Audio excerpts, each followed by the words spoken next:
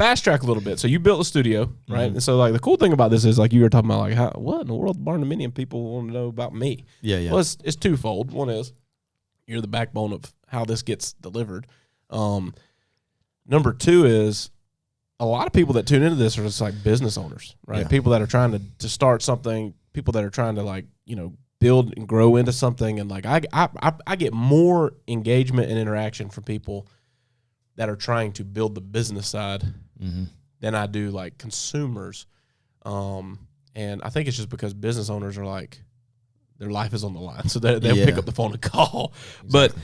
But inside of doing that, like you started this thing and talk about that history. Like it started and what role you had in it when it started versus like over the last 25 years, what it's become. And like, you got a staple down here, man. Like, well, so 24 whatever years ago when we, my wife and I kind of moved back here, I was going to try to put my degree and all this stuff that I had done in Nashville, just trying to put it to use, here in our area. And at the time, when you're thinking about business plans and all those things, like our advertising plan was the yellow pages, like the literal printed yellow pages, or like an ad in the newspaper, or 20 something years ago we had like bunches of music stores here, so they have bulletin boards. Put your information on the bulletin board. It was a completely different mindset of like how to advertise and how to get business and all those things, and trying to network with people in the style and genre of music that you want to attract to the studio, all those things. And I don't mind telling you, I had no idea what I was doing. I mean, I was like young and dumb, like for real, and just being completely transparent. And we had the studio building was here. My dad and my uncle, myself, and another good friend of ours, Dickie Brown, kind of came in and built all of this building that's here in existence today. And they never really had like aspirations to make a full-time business out of this thing. Not really, because all those guys had full-time jobs and were doing well in their they need regular a place jobs to lay down gospel tracks. Yeah, for real. Yeah. Well, my dad actually was like, this is kind of a man cave situation for him. He could walk out the back door and come into the building here and, record, do whatever he wants to do. And then, I don't know, I just kind of took it to a whole other level than kind of maybe what they even intended it to be. Right. So over the years, I guess there was about 8 or 9 year run where we did fairly well. The crash of 2008 was incredibly brutal. Like I literally shut down for almost 2 years and did no music related stuff because it just was not. People didn't have that discretionary income to spend on the recording part of stuff. The social media part of advertising and how to get clients was not really at the forefront in 2008. Right. So it was like. It hit everybody I know, so I'm not trying to give you a sob story. It's just the way, there's just a progression of how timeline went, and it was just a really, really bad time. So around the 2010-11 time frame, we were able to try to start back doing more stuff, and it was some church-related stuff with, as the church culture grew, like it's a music production element to a lot of what church culture does now. Right. So like live bands, writing music from, original music for performance in your church, all those things. So some of that sort of brought us back with some projects that we were working on in 2010, 11.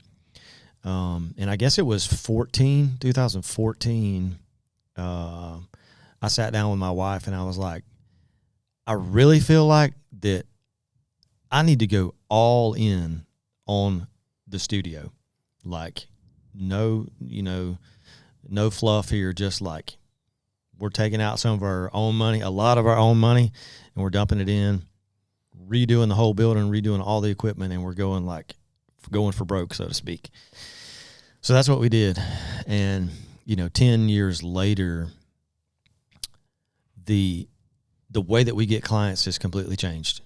the social media world that has exploded over the past 10, 12 years is a lot of the reason that we've been able to keep going here the way that we have, and getting clients in and connecting with people and all over the East Coast. I mean, honestly, we have people who come from all over to record here with us, and it just still blows my mind. Like, this is super cool and just wild at the same time. Right.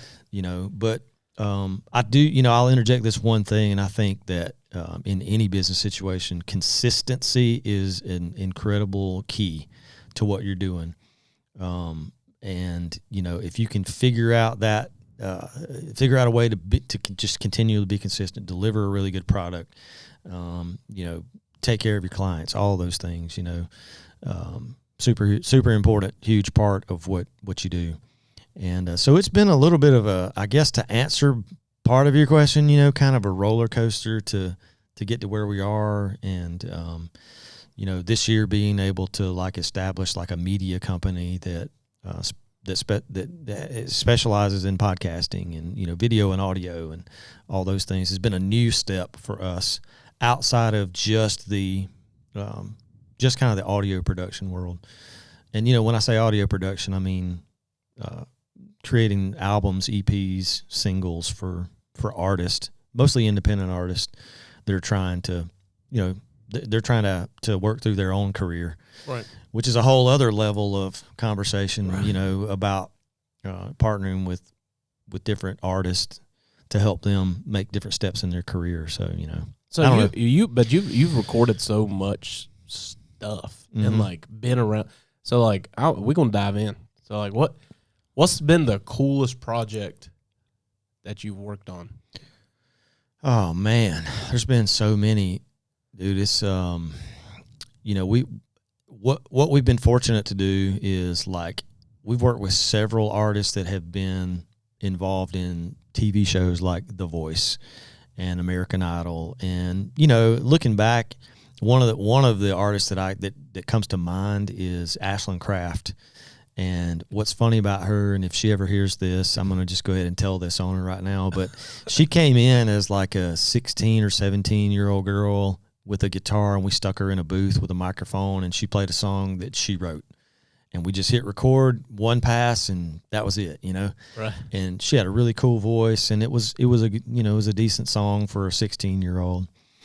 And then just to see the progression of how, she was on The Voice, got some recognition coming off The Voice. Was able to move to Nashville, and I mean, she signed with Big Loud. I mean, so she had a major label deal. And just being able to see her in the progression of how, she's recording singles here with us in little bitty South Carolina, releasing them to the world. She's a hometown girl though, kind of. Yeah, I mean, close enough to claim. Yeah, for sure. So I mean, that's she's just one that comes to mind. But I mean, there's tons of other artists and stuff that we've been able to work with over the years. It's been a really cool relationship. I know, man. Sure. And I remember when you're talking about using social media. Because you and I went from seeing each other every day to a period of time I was living in Utah, and just I didn't see you all the time, right? But on social media, you were doing these live sessions and had artists in here, and I just remember I'd turn the Facebook thing on, it'd be kind of you doing them in the evenings, and I'd hit play on that sucker and just hang out, and it was really cool, and mm-hmm. And I know that there's more of that now, but you were kind of one of the first people I ever seen doing it. And I'm sure you saw it somewhere, but right. It was just that approach to opening up the general public to see a local artist or a regional artist mm-hmm. just performing. And it was just really cool, man. Thanks, guys, for tuning in to the Barndo Show podcast. If you're watching on YouTube or wherever you're listening to this content, hit subscribe so you don't miss an episode. And then be sure to check us out on all of our social media platforms at The Barndo Co. Super simple to find us. And then when you're ready to dive in a little more, maybe look around some of our available floor plan options or take a look at the gallery of our work, or maybe you're ready to connect with our team and explore what it looks like to build your dream barndominium, you can visit us online at thebarndoco.com.